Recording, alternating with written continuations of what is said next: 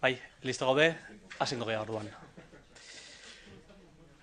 Unon eta beti bezala eskerrik asko, gurekin hemen izateagatik eta gobernu kontseiluak hartutako erabakien artean bat azpimarratu nahiko genuke gaurko honetan. Dakizunez, Gipuzkoako Foru Aldundiak, Gipuzkoako urrezko domina eta aldundiak ematen duen errekonozimendurik gorenena edo importanteena da. Hore bada, zuei guztioi jakinaraztea aurten aitortza hori Ramon Zaizar Vitoria idazleari ematea erabaki duela Gipuzkoako Foru Aldundiko Gobernu Kontseiluak, Gipuzkoar guztion izenean. Bi alorretan bildutako merezimenduak azpimarratu eta eskertu nahi dizkiogu modu honetan. Lehenik, euskara batua, euskararen eredu estandar gisa finkatzeko egindako lana. Jakintzaren, komunikazioaren, kulturaren eta oro har gizarte bizitzaren alor guztietan. Eta bestetik, euskal literatura modernoari egindako ekarpena. Bizirik diren euskal idazleen artean, emankorrena, eta jorien artean dago zalantzarik gabe Ramon Zaizar Vitoria. Hau azki litzateke domina berari emateko. Baina euskal idazle izateko jokamolde baten aitorpena izan nahiko luke ere bereizgarri honek. Ezer baino lehenago, euskara batuari bidea zabaldu zion euskal kultur belaunaldi baten aitorpena. 1974ko belaunaldi ditutako idazle gazte taldeak jogatutako paper erabakigarria azpimarratu nahi dugu sari honekin. Euskara batuaren beralako gauzatzea eta etorkizuneko bizitza ziurtatzeko giro nahasi eta eztabaidaz betetako garai batean. Ramon Zaizar Vitoria belaunaldi hartako idazle nabarmenena izan zen. Euskara batua literaturgintzarako eta oro har kultur egintzarako tresnatzat hartu zuten aintzandarietariko bat da, konpromiso intelektual argi batez gain, engaiamendu pertsonal zorrotz eta eragile bat erakutsita. Euskara batuaren ikurra, kulturgintzaren esparru guztietara eta aldi berean euskal herri guztietara eramateko bidea ezen erreza izan, eta horren erakusgarri Zaizar Vitoriak berak kontatutako bizipen bat ere aipatu nahiko nizueke gaurko honetan. Jarrai antzerki taldean aritu zen garaian, behin Azkoitira joan ziren, antzerki lan bat jokatzera, eta han emakume batek galdetu omen zien ea ingelesez ari ote ziren, nun eta Azkoitian gainera. Ez baitzien hitz bat bakar bat ere ulertzen. 1979an argitaratu zuen Zaizar Vitoriak egunero hasten delako bere obra literatio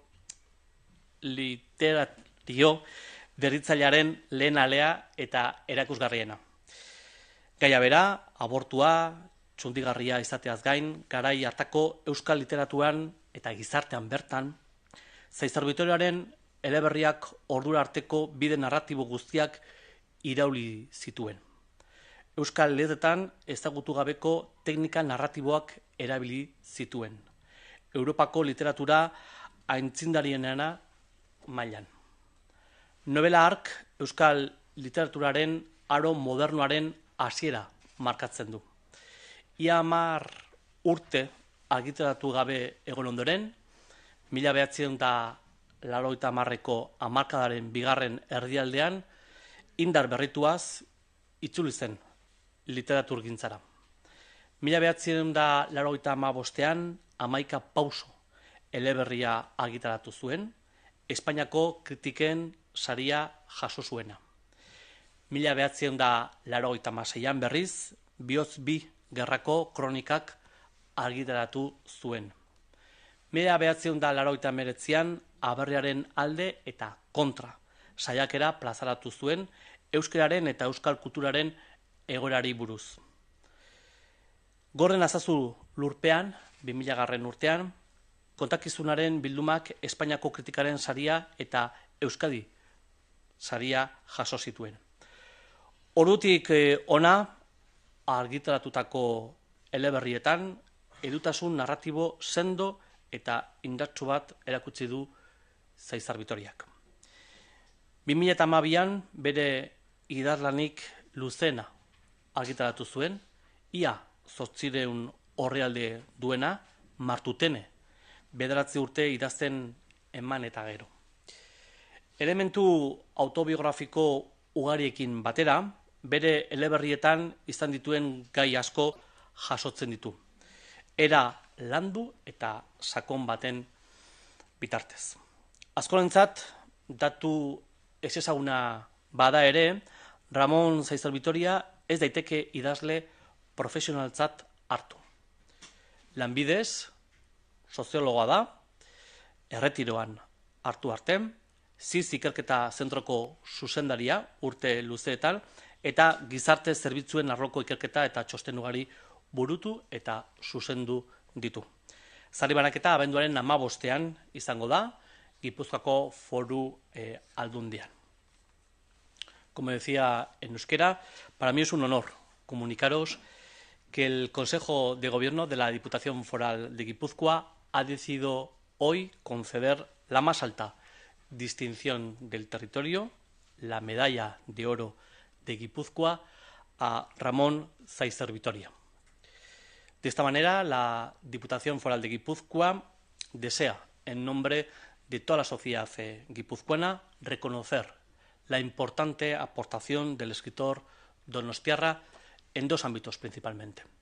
Por un lado, en la consolidación del euskera batúa como modelo estándar del euskera en el saber, la comunicación, la cultura y el resto de los ámbitos de la vida social. Y por otro lado, también nos gustaría destacar su aportación a la literatura vasca moderna. Zaizar Bitoria está, sin lugar a dudas, entre los autores vascos vivos más productivos, y ese hecho en sí ya tendría suficiente o sería suficiente para otorgarle la medalla. Sin embargo, este distintivo también quiere ser, sobre todo, el agradecimiento de la Diputación Foral de Guipúzcoa a un patrón de conducta, el de toda una generación que abrió el camino al euskera batúa. Y la entrega de este distintivo tendrá lugar el 15 de diciembre aquí, en la propia Diputación Foral de Guipúzcoa. Hau esan da, hemendik aurrera zuen galderei erantzuteko prest.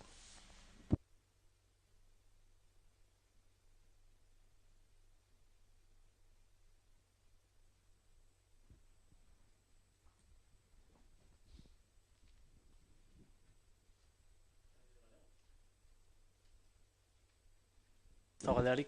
Bai. Bale. Aurrera. Txin barkatu, mikrofon batzatuko izue, streaming bitartez ere...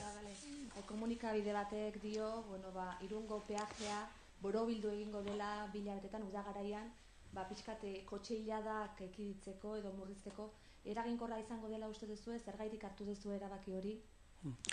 Bidegiko kontseiluan hartutako erabaki bat da, eta egun aurrekontuen txosten batean dago sartuta gai hori, eta momentu hontan eztabaidatzen ari den gai bat da Gipuzkoako batzar nagusietan. Baina erabaki horrekin zera saihestu nahi dugu. Udaran sortzen diren hilera edo kotxe hilera guztiek ahalik eta gutxien izatea.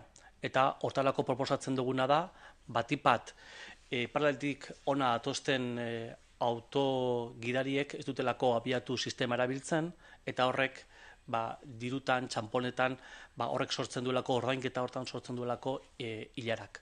Beraz, borobil edo erabaki horrekin nahi duguna da saiestu sortzen diren hilarak. Hoi da erabakitako bat. Eta, suposatzen dugu, horrela modu horretan ordainketa arindu egingo dela, eta horrek beste suposatuko duela hilera dauden hila horiek murriztea. Baino berrio diot, erabaki hori bideginotutako erabaki bada, kontseiluan, eta orain batzar nagusietan aintzat hartuta, azkenik hartu beharreko erabaki bat izango da, gaur bertan diputatu andereak aurkeztuko duena batzar nagusietan. Hau, zatuko litzateke ontzat eta erabaki hau onartu ezkero, uztailaren 21-etik irailaren 3 bitarte hortan, denbora hortan, beraz udara parte hortan hartutako erabaki bat izango litzateke. Bai. Decía que es una de las medidas que el Departamento de Infraestructuras ha adoptado en el Consejo de Bidegi, que es el de intentar adoptar todas las medidas que se pueden adoptar para intentar minimizar el atasco que se suele producir en la frontera. Por ello, se ha pensado que una de las medidas es el de redondear la cantidad de pago para que así aquellas personas que vienen desde Iparralde y que pagan en metálico lo puedan hacer lo más fácil posible y con esta medida intentar, por tanto, minimizar las largas colas que se generan. Insisto, es una de las medidas que se adoptan a otras que ya están también previstas y que hoy la diputada va a dar cuenta también en las juntas generales. Pero también es verdad que hay otras medidas, como es cuando se levanta la barrera, cuando hay un atasco importante, pues se agiliza. Y también nosotros, por último, seguir animando a que la ciudadanía pida el Abiatu, que es al final el mejor sistema, el más rápido, el que desde luego hace que la circulación sea muchísimo más rápida, ¿no?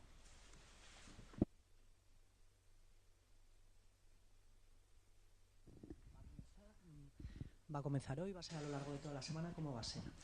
Sí, bueno, hoy digamos, se inicia en las juntas generales con la ronda de todos y de todas las diputadas, en donde vamos a explicar todos los planes,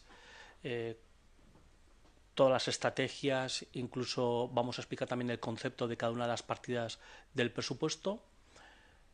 Y a continuación, el diputado general va a invitar a los portavoces de los diferentes grupos de las juntas generales para iniciar una conversación y llegar también a acuerdos. Acuerdos para mejorar el propio proyecto presupuestario e incorporar, como no podía ser de otra manera, las ideas y propuestas de los demás grupos. Teniendo en cuenta que para esta diputación hay dos prioridades. Una es la política social y por otro lado está la promoción económica. Teniendo en cuenta estos dos grandes pilares del proyecto presupuestario y teniendo en cuenta todas las demás iniciativas, pues creemos que las aportaciones de los diferentes grupos políticos representados en las Juntas Generales pueden ayudar a mejorar el proyecto presupuestario. Ya lo hicimos el año pasado y este año vamos con esa misma intención. Creemos que, y lo hemos dicho desde el principio, queremos construir Guipúzcoa entre todos, teniendo en cuenta todas las ideas, todas las propuestas de todos los grupos políticos, y en eso nos vamos a empeñar, como ya lo hicimos el año pasado, nos vamos a volver a empeñar en este nuevo inicio de aprobación de presupuestos. No, es una cuestión de agenda.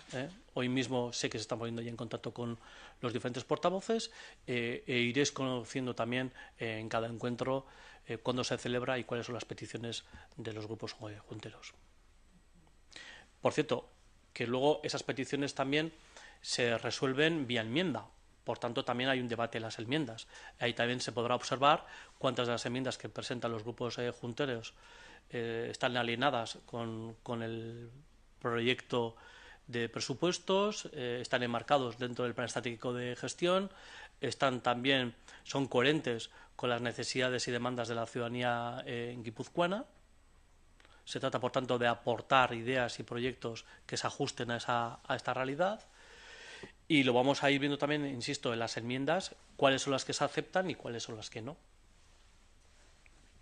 Otra cosa, ¿nos podrías confirmar si el viernes habrá una reunión de la Diputación con el Ayuntamiento para tratar el tema de Carlos I? Bueno, la cuestión de Carlos I es una cuestión que nos hemos comprometido también a abordarlo en esta legislatura, y para ello está previsto un proceso de participación ciudadana, pero también hay una demanda de la propia corporación del Ayuntamiento de Donosti para abordar esta cuestión.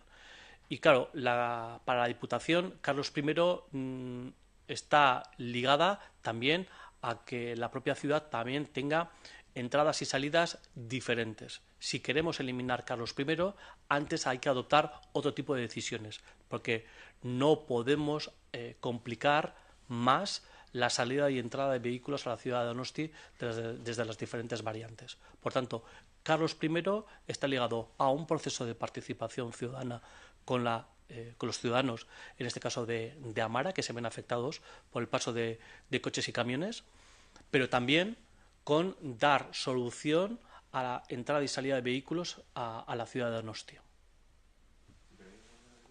Y hay una reunión el viernes.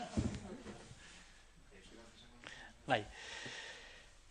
Ostiral honetan bilera bat izango da, eta Carlos bateko saihesbidearen inguruan. Bai? Konpromiso bat dauka gobernu honek, gai honi heltzeko, eztabaidatzeko, baina bai gainean jarri nahi duan gure kezka. Eta azkenean da Donostira sartzeko eta itertzeko auto eta kamioien kudeaketa hori nola egiten dugun.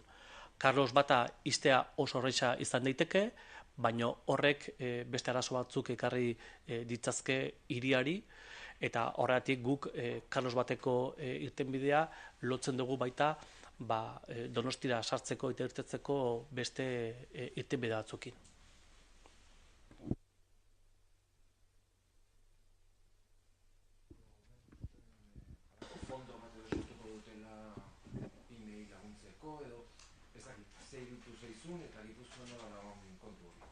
Sustapen ekonomikoa badakizute guretzako lehentasun bat dala, eta Gipuzkoako ekonomia suspertzeko planak abian daude.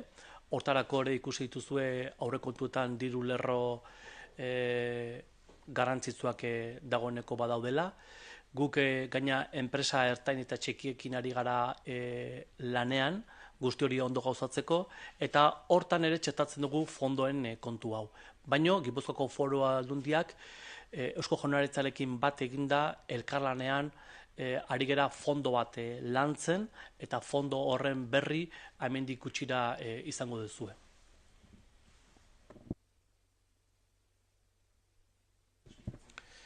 Fondoak azkenean da, momentu honetan esan dezakegu, gure lurraldean inbertitzeko asmoa eta gogoa badagoela, eta badaukagula gure inguruan lurralde honetan inbertitzeko asmoa eta gogoa, eta orain hori guztia bideratu egin behar dugula.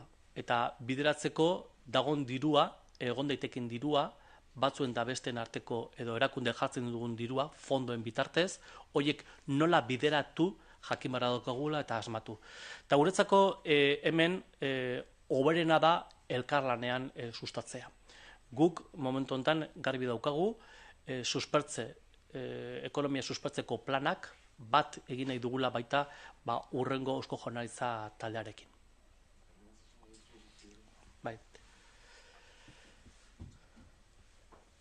Esos fondos, al final, lo que significa es una cantidad de dinero que muchos inversores quieren invertir en el territorio de Guipúzcoa. Y para ello esta Diputación, que es una prioridad para esta Diputación, la promoción económica, lo quiere trabajar junto al nuevo equipo que se va a formar en breve en el Gobierno vasco. Por tanto, nosotros apostamos por fondos que inviertan en el territorio de Guipúzcoa, en las pequeñas y medianas empresas, en nuevos proyectos, en proyectos estratégicos para este territorio desde el punto de vista también económico, pero lo queremos hacer de la mano de otras administraciones, en este caso del propio Gobierno vasco, como no, del resto de las diputaciones y también, si se puede, incorporando a agentes privados. Fondos, por tanto, para la reactivación económica, para seguir invirtiendo en la creación de nueva economía, de nuevos puestos de trabajo y de trabajo cualificado en el territorio de Guipúzcoa. Hay un trabajo que se ha realizado, pero también creo que en esto hay que ser prudentes y esperar a que se configure el nuevo gobierno, el nuevo equipo del Gobierno vasco, y para ello, bueno, hay un trabajo previo que se ha hecho en la pasada legislatura y que estamos convencidos que en breve lo vamos a presentar.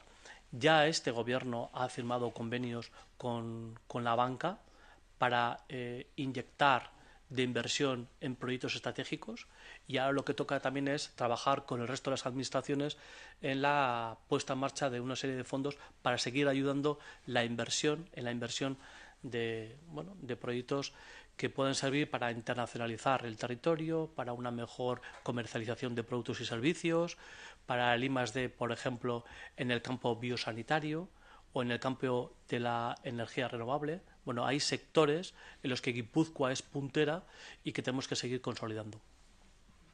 La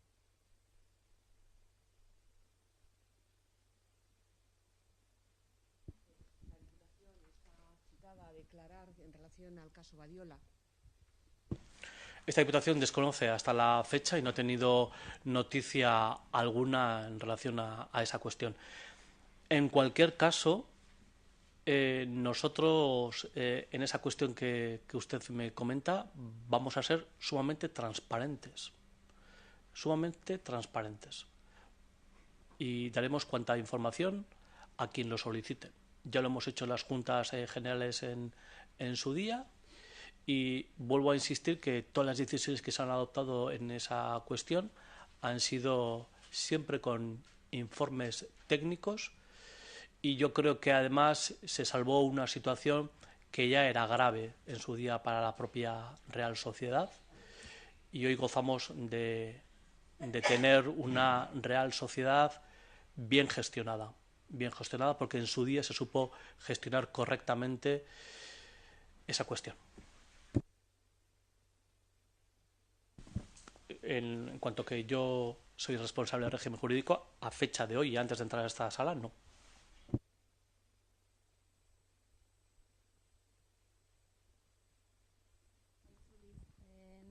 Abiatu sistemaren ordainketa, igo egingo dezuela tarifa, 3,5 edo irakurri dugu. Beharra ikusten dezue, ez dezue usten pixkat haserrea eragin dezakela gidarien artean, edo behar hori ikusten dezue? Abiatu sistemaren tarifa igo egingo dela datorren urtean. Hori esaten du komunikabide batek.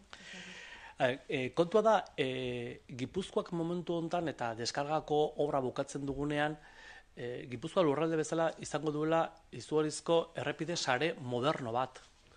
Eta hori guztia mantentzeko eta finantzatzeko behar ditugula diruiturriak.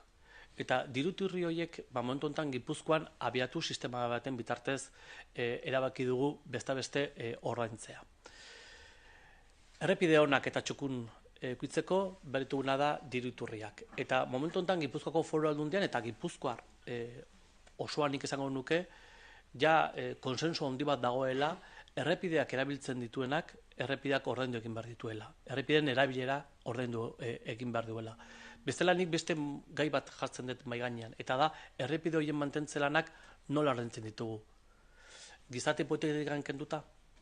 Osea, momentu honetan Gipuzkoako errepide sistema importantena, modernona, horien lan guztien mantentzeko, momentu honetan Gipuzkoarrok ordaintzen dugu erabiltzen duenak, edo ordaintzen du erabiltzen duenak. Nik uste hor konsensu zabal importante bat dagoela, eta uste bidea hori dela. Eta egia da, bizitza bezala, momentu batzutan hori igo egin behar dela. Igo egin behar dela, karretera edo errepide horien mantentze lanak ere ordaindu behar ditugulako. Inorek ez du jarriko zalantzan, momentu honetan Gipuzkoako errepideak ondo mantenduta daudela, ondo zainduta daudela, eta egindako, azken urte hauetan egindako inbertsio importante horiek ere ordaindu egin behar direla. No, decía que hay un gran consenso en la sociedad guipuzcoana que quien utiliza las carreteras sea la que pague. En estos momentos no se quita ni un solo euro de los impuestos de los ciudadanos para pagar el mantenimiento y la financiación de la principal red de carreteras del territorio de Guipúzcoa. Hay un gran consenso de que quien utiliza las carreteras sea quien pague, sea quien, pague con el Abiatú o con el sistema de peajes el mantenimiento de unas carreteras que son modernas. Las carreteras de alta capacidad del territorio de Guipúzcoa están siendo valoradas por la sociedad guipuzcoana en los diferentes estudios sociológicos que se han hecho como carreteras bien mantenidas. Por tanto, ese mantenimiento, esa fuerte inversión, solo puede hacerse haciendo que quien utiliza las pague. Y además también hay que reconocer que en los últimos años, en Guipúzcoa en especial, se ha hecho una importante red de infraestructuras que hace posible que se viva donde se viva en Guipúzcoa, a menos de 15 minutos se tenga acceso a una carretera bien hecha, moderna y donde el tráfico está asegurado en líneas teniendo en cuenta la seguridad. Por tanto, todo eso de alguna forma hay que pagarlo y se entiende que el mejor sistema, y hay un gran consenso también político y social, que quien lo utiliza lo pague. Eso supone, claro, que cada año, bueno, pues efectivamente suba el IPC o se incremente un poco, eso es cierto.